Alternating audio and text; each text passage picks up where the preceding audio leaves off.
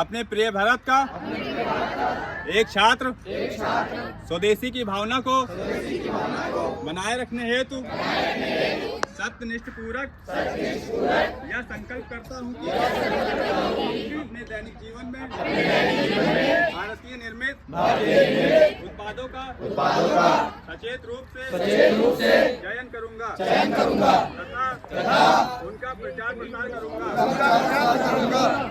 हम vocal for local, make in India तथा one district one product जैसी राष्ट्रीय नवाचारों का समर्थन करने हेतु आत्मनिर्भर भारत के उत्थान के लिए स्वयं को प्रतिबद्ध करते हैं, जिससे स्थानीय कारीगरों उद्यमियों एवं उद्योगों को सशक्त बनाया जा सके।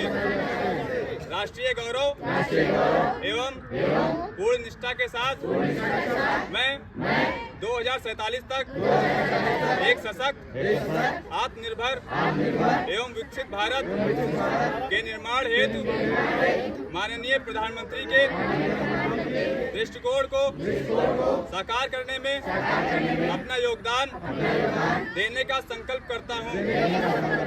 जय हिंद।